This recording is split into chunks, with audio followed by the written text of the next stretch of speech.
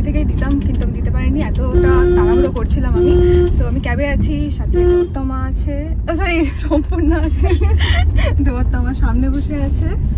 So আমরা যাচ্ছি কলেজে, আজকে টিচার্স ডে আছে। সো এথনিক সবাই, শাড়ি পরতাম না শাড়ি, ইচ্ছা করে পরিনি, কারণ সামনে আরো ফ্রেশার্স আছে, ফেয়ার আছে, শাড়ি কম পরে যাবে, সেজন্য আমরা আজকে চুড়ি কম পরে যাবে।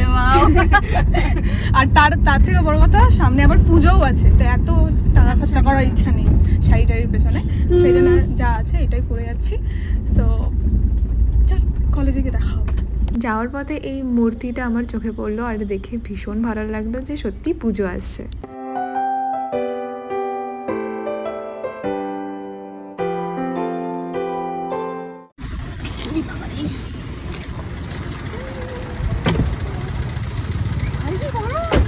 ঝাড় দিচ্ছিস তো পিছন বল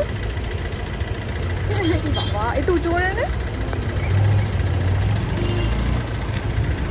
আমি বলতে যাচ্ছিলাম যে এসি থেকে বেরোলে চুলটা কেমন আঠা আঠা হয়ে যায় হঠাৎ করে।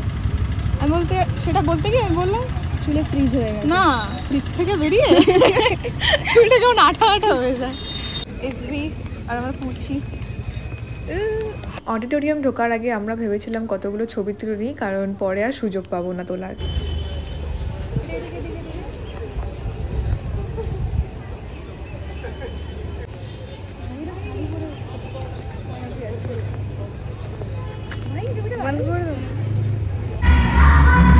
আচ্ছা, স্লিভলেস আমাদের অ্যালাউ না, বাট কি পরেছে দেখো একটু। ঢুকেই দেখলাম প্রোগ্রাম অনেক আগে থেকে স্টার্ট হয়ে গেছে, আমরা আসতে একটু লেট করে ফেলেছি। ইটস ওকে, একটু আগে হয়তো পৌঁছালে আমরা বাকি পারফরমেন্সগুলো দেখতে পারতাম। আমাদের সেম থেকে তেমন কোনো পারফরমেন্স ছিলই না, সব জুনিয়ার্সরা মিলেই করছিল। দে ওয়ার আউটস্ট্যান্ডিং, প্রত্যেকটা পারফরমেন্সই খুব ভালো ছিল। আমি এখানে ভয়েস ওভার করছি কারণ গানগুলো দিলে আমার কপিরাইট পড়ে যেত। লাস্ট পারফরমেন্সটা আউটস্ট্যান্ডিং ছিল। এখন যা সিচুয়েশন আরজি করার চলছে তোমরা সবাই জানো, সেটা ভুলে গেলে চলবে না আমাদের। এই পরিস্থিতির ওপর বেস করেই একটা গানের মাধ্যমে এরা এত ভালো একটা পারফরমেন্স করেছে, just outstanding. Guys, you have to listen ইট।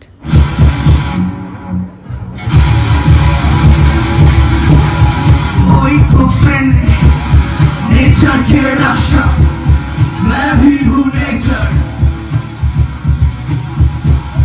रिवाजों से समाजों से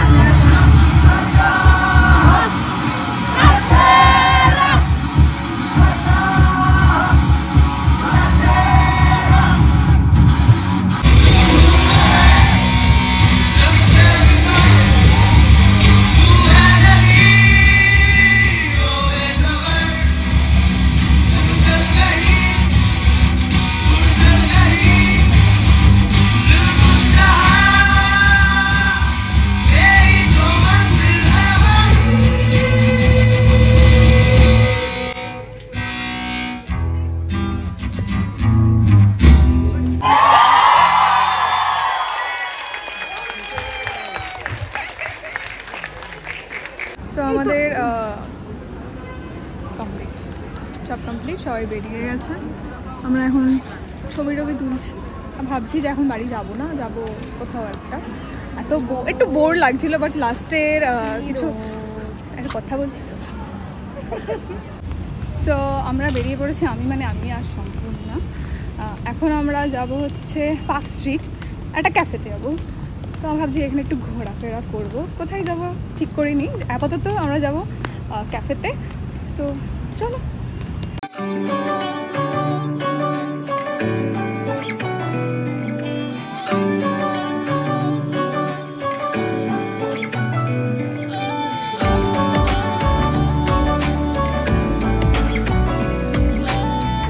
তারপরেই হলো বিপত্তি, আমার পায়ে এত যন্ত্রণা শুরু হয়ে গেছে হিলস পরে। তো সম্পূর্ণের সাথে আমি আমার জুতোটা একটু এক্সচেঞ্জ করে নিচ্ছিলাম।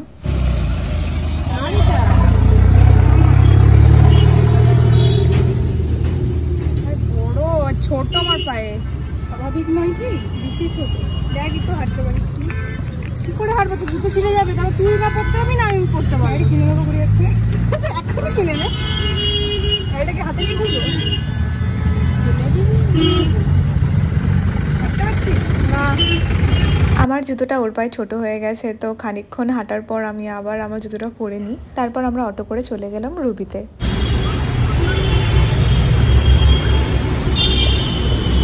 তো আমরা এখন মেট্রো ধরবো।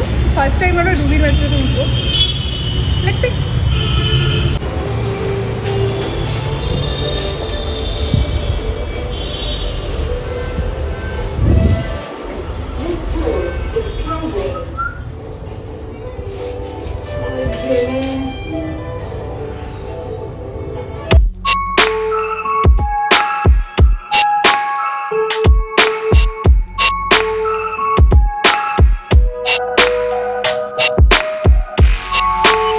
আমরা ফার্স্টে ভেবেছিলাম পার্ক স্ট্রিটের কোনো ক্যাফেতে যাব, বাট শেষমেশ আমরা সোশ্যাল হাইডআউটেই গেছিলাম।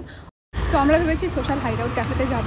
তো আমরা হাঁটছি, আর আমার পায়ের অবস্থা খুব খারাপ। 4টে ব্যান্ডেড লাগিয়েছি, চারটে ব্যান্ডেড লাগিয়ে আমি হাঁটছি। কত দূর ভাই? সামনে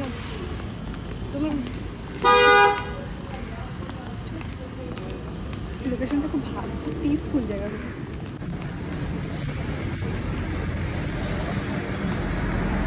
সো ফাইনালি আমরা পৌঁছে গেলাম সোশ্যাল হাইডআউট ক্যাফেতে অলমোস্ট 10 মিনিট হাঁটার পর।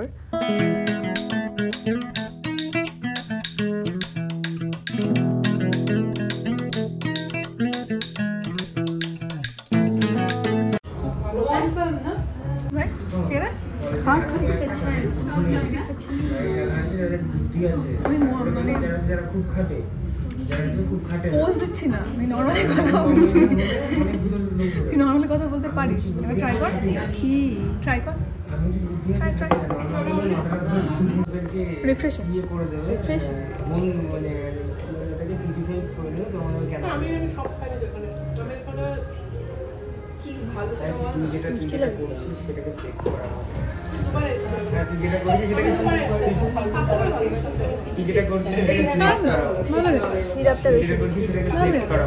আমি অর্ডার করেছিলাম গ্রিন অ্যাপেল মোহিটো, আর সম্পূর্ণ অর্ডার করেছিল কিউকাম্বার গিমলেট। বেসিক্যালি আমি খাবার নিয়ে এক্সপেরিমেন্ট করতে একদমই পছন্দ করি না। যদি আমার কোনো খাবার পছন্দ হয় বা কোনো ড্রিঙ্কস আমার পছন্দ হয়, তো সেটা আমি সব রেস্টুরেন্টেই সেম ভাবে অর্ডার করি, কারণ আমার মনে হয় টাকা পয়সা দিয়ে যদি সত্যি খেতে ভালো না লাগে, তো আমার এক্সপেরিমেন্ট করতে বা রিস্ক নিতে একটু ভয়ই লাগে। যেমন সম্পূর্ণ ফার্স্ট টাইম কিউকাম্বার গিমলেট অর্ডার করেছে, যেটার টেস্টটা একটু অদ্ভুত ছিল, ভীষণ মিষ্টি ছিল। সেম টেস্ট, আমাকে ট্রাই করো। কিউকাম্বার গিমলেট মনে বলছে ভাই, আমরা কিউকাম্বার গিমলেট অর্ডার করেছিলাম। তো ওটা প্রচণ্ড মিষ্টি লেগেছে, তো আমরা বললাম যে মিষ্টি কমিয়ে দিতে।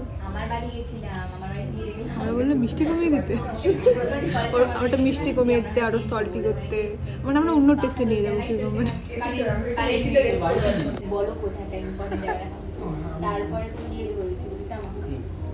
ঠিক আছে, খাওয়া খাওয়া।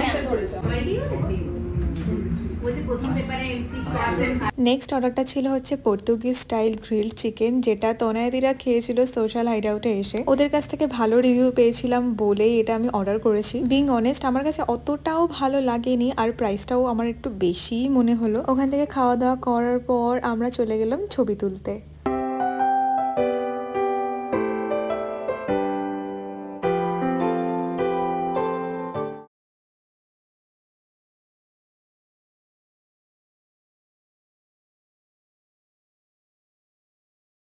ক্যাফে থেকে বেরিয়ে আমার অবস্থা একদম খারাপ হয়ে গেছিলো, আমি আর একটুও হাঁটতে পারছিলাম না। পুরো রাস্তা তো এভাবে হাঁটিনি, কিন্তু অর্ধেকটা রাস্তা আমি এভাবে হেঁটেই গেছিলাম। কালীঘাট মেট্রো থেকে সোশ্যাল হাইড আউট ক্যাফেটার ডিস্টেন্সটা প্রায় অনেকটাই, তো অর্ধেকটা আমাকে হেঁটে যেতেই হতো। তোমরা একটা জিনিস নোটিস করেছো, আমি হাতে এইভাবে জুতোটা নিয়ে ঘুরছি, তারপরে আমরা এথনিকে আছি, তারপর আবার কলকাতা ঘুরছি একদম পুজোর আগে। পুরো মনে হচ্ছে আমরা কলকাতায় ঠাকুর দেখতে বেরিয়েছি। তারপর আমরা ওখান থেকে গেলাম আহিরিতলা ঘাটে, যেখানে আমরা প্রায় 1 ঘন্টা মতো বসেছিলাম।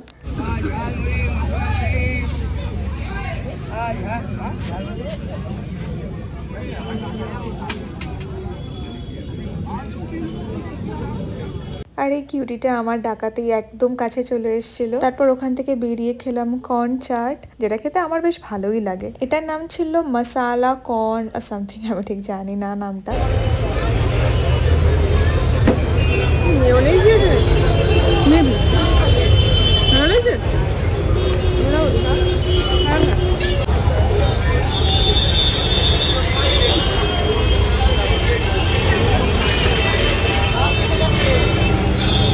তো আমরা ওখান থেকে চলে এলাম সোজা বাড়িতে। সম্পূর্ণা চলে গেল রবীন্দ্র সরোবর আর আমি নেমে গেলাম কালীঘাট। তারপর ওখান থেকে একটা বাস করে বাড়ি। তোমাদের ভিডিওটা কেমন লাগলো অবশ্যই কমেন্টে জানিও। ভিডিওটা ভালো লাগলে like, comment, share and subscribe করে দিও। দেখা হবে পরের ভিডিওতে। বাই।